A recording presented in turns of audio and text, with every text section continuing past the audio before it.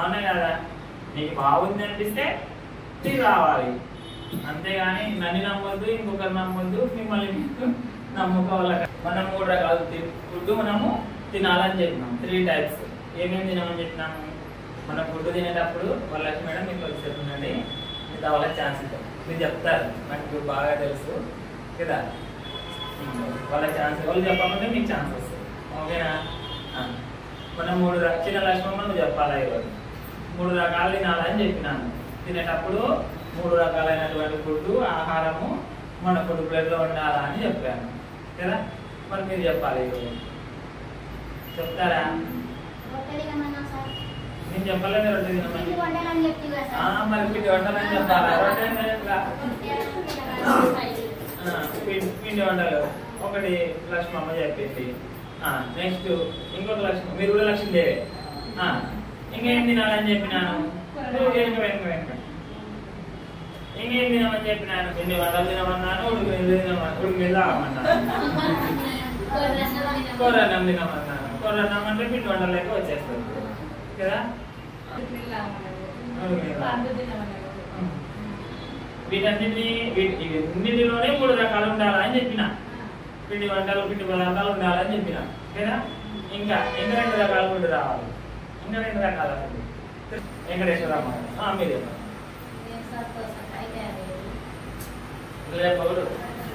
ఇంకా మూలపిండి కూడా తినమని చెప్పాను. ఇంకా అది మీకు చెప్పిన ప్రోగ్రామ్ కదా. మళ్ళీ మూలపిండి తింటే వీళ్ళు తింటారు, ఒక్కొక్కరుగా లాగా తింటారు. అందుకనే మూలపిండి తిన్నాం, మళ్ళీ అందరూ తినారు కదా. మనం తినేటివే కానీ 3 రకాలు నాకు ఉండే విధంగా చూసుకోవాలని చెప్పాను కదా. రోజు మూలపిండి తింటామా? రోజు రొట్టె తింటామా? తినలేము కదా. రోజు ఒకటే కర్రీ తింటామా? నేనేమో రోజు ఒక కర్రీ తినమంటాను. అదే తింటారా? ఒక రోజు రొట్టె తిన్నారు, ఒక రోజు కూరన్నం తిన్నారు. ఇవి 2 పిండి పదార్థాలు. తర్వాత వచ్చేసి ఇంకేమున్నాయి మనకి పిండి పదార్థాలు? బ్రౌన్ రైస్, ఇది పిండి పదార్థమే. తర్వాత వచ్చేసి రవ్వ ఉప్మా కూడా తినొచ్చు, దాంట్లో ఆయిల్ తక్కువ ఉంటుంది కాబట్టి కదా, కొంచెం ఆయిల్ చూసి వేసుకుంటే సరిపోతుంది. చపాతి, ఇంకా ఒక్కొక్క రోజు ఒక్కొక్కటి పిండి పదార్థాల కింద పెట్టేసుకుంటాం, అవును కదా. తర్వాత వచ్చేసి ఇంకేం కావాలి? ప్రోటీన్ కావాలి, ప్రోటీన్స్ కావాలి, మాంసకృతులు కావాలి మనకు. తర్వాత కొవ్వులు కావాలి. ఇట్లా 3 రకాలు పెట్టుకోవాలి. ఫస్ట్ ఏమో పిండి పదార్థాలు, తర్వాత మాంసకృతులు, తర్వాత వచ్చేసి కొవ్వులు. మనం మాంసకృతుల కింద ఏమేమి పెట్టుకోవచ్చు? మరి మాంసకృతులు ఉన్నాయి, ప్రోటీన్ ఉంది. దీంట్లో ఇవి మన ఫుడ్ ప్లేట్లో ఏమి వస్తుంది? ప్రోటీన్ కిందకి గుడ్లు వస్తాయి, మొలకలు వస్తాయి, ఇంకా కూరగాయలలో కూడా ఉంటది, పప్పులో ఉంటది ప్రోటీన్ కదా. ఇలా తెలుసుకోవాలి ఏ దాంట్లో ఏముంది అనేది తెలుసుకుంటే వాటి ప్లేస్ లో పెట్టుకోవచ్చు ఇది కదా. ఇప్పుడు పప్పు రోజు పప్పు తింటామా? ఒక రోజు ఏం చేస్తాం? కర్రీ చేస్తాం కదా. ఈ కర్రీలో ఏముంది? ఈ కర్రీలో మనకి సాధ్యమైన ప్రోటీన్ ఉందా లేదా? మాంసకృతులు తినమన్నాడు, ఇంకా ఉందా లేదా? ఎగ్స్ తింటా ఉన్నాం, రోజు ఎగ్స్ అంటే కూడా కొంచెం ఇబ్బంది అవుతుంది. అప్పుడు ఏం చేస్తాం? ఒక రోజు మొలకలు తింటాం కదా. రోజు కొడుకులు తినాలంటే ఇబ్బంది అనిపిస్తుంది. ఒక రోజు ఏం చేస్తాం? మొలకలు తింటాం. ఒక రోజు అంత కప్ ఆఫ్ చికెన్ పెట్టుకుంటాం కదా, అది కూడా ప్రోటీన్, దాంట్లో కూడా ప్రోటీన్ వస్తుంది, అవునా కదా. సారు బరువు ఉన్న వాళ్ళు పెరగకూడదు కదా, దాంట్లో కొంచెం ఫ్యాట్ ఉంటుంది కాబట్టి రిమూవ్ చేయమని చెప్పింటాం కదా. అందుకని బరువు పెరగాలని వచ్చింటారు, బరువు పెరగాలని కొంతమంది వచ్చింటారు. వాళ్ళకేమో కలిపి తినండి అని చెప్తాము. నీళ్ళని కూడా కలిపి తినండి, నీళ్ళలో మంచి ప్రోటీన్ దొరుకుతుంది, బాగా దొరుకుతుంది కదా. కాబట్టి వీళ్ళకి ఫ్యాట్ కూడా దొరుకుతుంది, కాబట్టి బరువు పెరిగే వాళ్ళు తినొచ్చు ఇట్లా చెప్తాం. ప్రోటీన్ కదా. శాతం ఇంకొకటి ఏం చెప్తాము? ఫ్యాట్స్ కూడా తినాలి, మనకి హెల్దీగా ఉండాలి. ఫ్యాట్స్ లో ఆల్రెడీ మనకి దీంట్లోనే వచ్చేస్తాయి. పప్పులో ఉంటది, కూరగాయల్లో ఉంటది కదా, మనం తీసుకునే ఎగ్స్ లో ఉంటది, చికెన్ లో ఉంటది కదా. వీటన్నిటిలో ఫ్యాట్ ఉంటది, ఆయిల్లో ఉంటది, విత్తనాలలో కూడా ఉంటది, మనం పొలాలలో ఇంట్లో కూడా మనకి కొవ్వు అనేది ఉంటది. కాబట్టి ఇట్లా మనం డిజైన్ చేసుకోవాలి. ఇదే నేర్చుకోవాల్సింది మనం. నేను ఒక్కడే చెప్తాను చూడండి, మీకు ఎప్పుడు షేక్ లైఫ్ లాంగ్ ఉంటుంది మన దగ్గర డబ్బులు పెడితే. అవునా కదా? డబ్బులు పెడితే ఎట్లా మనకు ఆడుతుంది.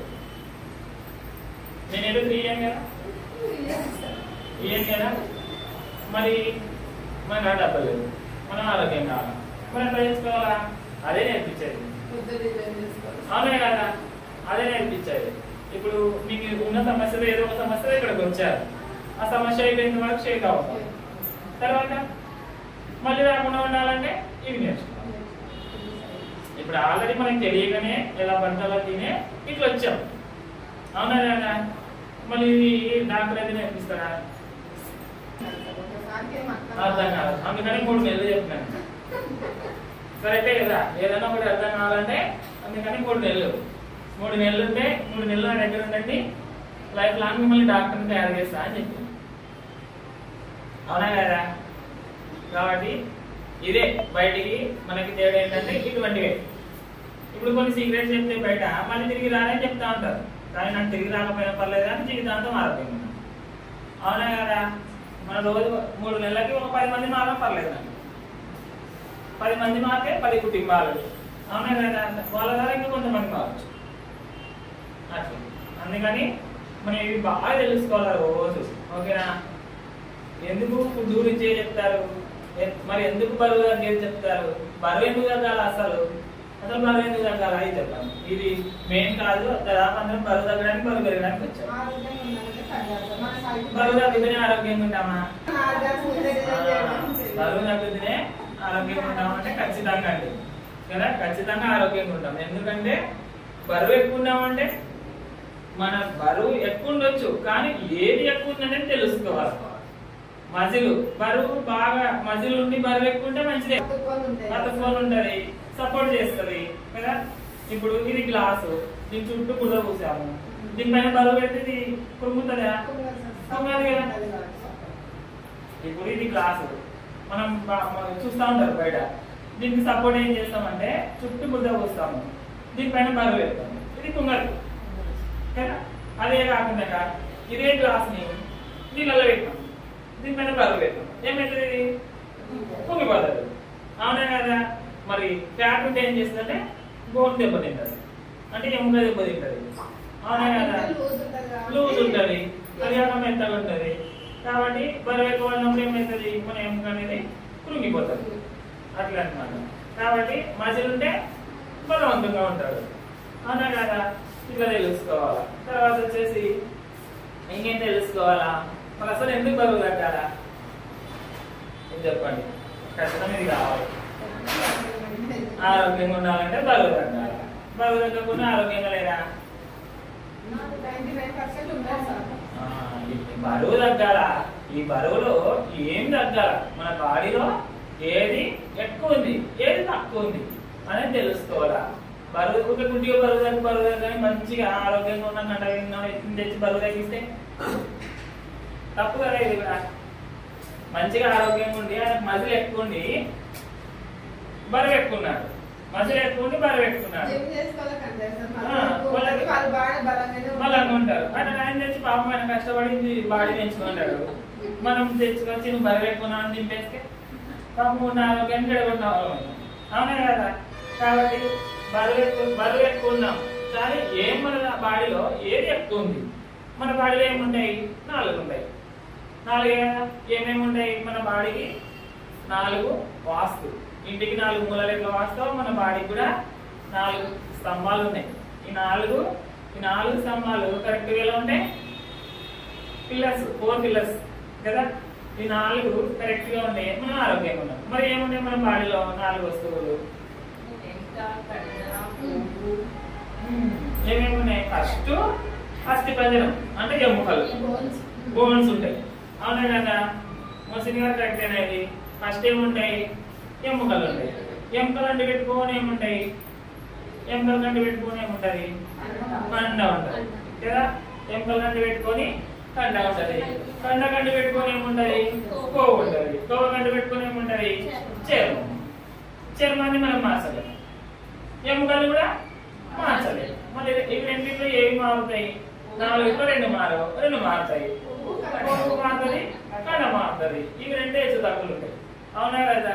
ఈ కొవ్వు అనేది తక్కువనే ఇబ్బంది, ఎక్కువనే ఇబ్బంది. ఉన్నా కూడా ఎటువంటి కొవ్వు కావాలా? మనకు ఆరోగ్యకరమైన కొవ్వు మన బాడీకి కావాలా? అవునా కదా? తర్వాత ఇప్పుడు బక్క ఉన్న వాళ్ళకు కూడా కొవ్వు తక్కువ ఉంటుంది ఒక్కొక్కరు, అయినా కూడా హెల్తీగా ఉంటారు. ఉంటారా? బక్క ఉన్న వాళ్ళు ఉండరు. ఎట్లా ఉంటారు? కాబట్టి వాళ్ళకు కూడా కొవ్వు అవసరమే. ఇప్పుడు లక్ష్మమ్మ మనకి చూడడానికి ఎట్లుంది? పుల్లకుర్తి లక్ష్మమ్మ చాలా పల్చగా ఉంది. మనం అందరం ఆమె చూసి ఇష్టపడతా ఉన్నాం, ఆమె లాగుంటే మనకి ఎంత బాగుంటది కదా అని. అవునా కదా? ఇప్పుడు లక్ష్మమ్మ పరిస్థితి ఏం మరి? ఎందుకు వచ్చినాయి మరి? మీకు తగినంత ఫ్యాట్ లేదు, తగినంత మసిల్ లేదు, తగినంత కండ లేదు, తగినంత కొవ్వు లేదు. పని పోతా ఉంటే ఎక్కువ పనులు చేస్తే, అంటే బరువు పనులు ఎక్కువ చేస్తే, రెస్ట్ లేకుండా పని చేస్తే బోన్స్ పైన ఒత్తిడి పడి ఇట్లా నొప్పులు వస్తాయి. అట్లా ఎక్కువ పని చేసి నొప్పులు వస్తే కొంచెం రెస్ట్ తీసుకుని సరిపోతుంది, కొద్ది రోజులు రెస్ట్ తీసుకుని సరిపోతుంది. కానీ మంచి దగ్గర ఎప్పుడైతే మజిల్ అనేది లేకపోతే, తగినంత ఫ్యాట్ లేకపోతే ఇవి నిరంతరం నొప్పులు అనేవి స్టార్ట్ అయ్యి ఒక దాని తర్వాత ఒకటి వస్తూ ఉంటాయి. సాయంత్రానికి అలుపు వస్తుంది, బాగా పెయిన్స్ వస్తాయి, కండరాల నొప్పులు వస్తాయి, కీళ్ళ నొప్పులు వస్తాయి. పని చేసిన వాళ్ళకి వచ్చి హ్యాపీగా తిని పడుకుంటే పొద్దున్న కల్లా మళ్ళీ హ్యాపీగా అయిపోతారు. అంటే అది పని చేసినందుకు అలసటాలి కదా. మరి దానికి దీనికి సంబంధం లేదు, నొప్పులు రావడం. అలాంటప్పుడు ఇది దీర్ఘకాలిక నొప్పుల కింద పడిపోతాయి. ఇప్పుడు వయసు ఉన్నప్పుడు కొంచెం వరకు ఇమ్యూనిటీ పవర్ ఉన్నప్పుడు కనిపించదు.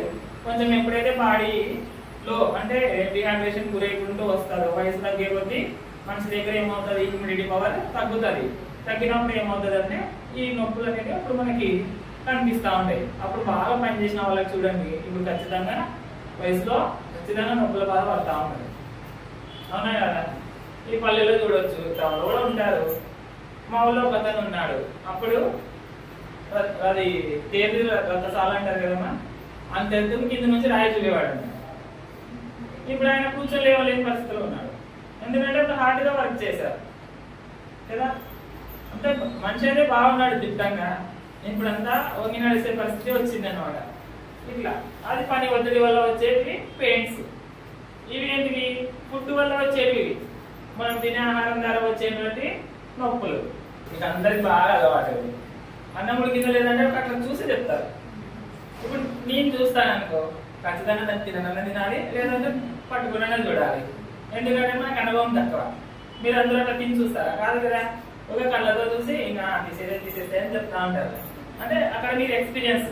ఇప్పుడు షేక్ నేను ఒకటిలో చూస్తే అయిపోయింది నేను చెప్తాను, ఎందుకంటే నాకు షేక్ ఎక్స్పీరియన్స్ కదా. ఇట్లా అనమాట ఎక్స్పీరియన్స్. ఈ షేక్ కొట్టే దాంట్లో కూడా టేస్టీగా వస్తుంది, మనం రౌండ్లో తిప్పే దాంట్లో కూడా టేస్ట్గా వస్తుంది అనమాట. ఇంటి దగ్గర ఖచ్చితంగా కరెక్ట్గా రాదు.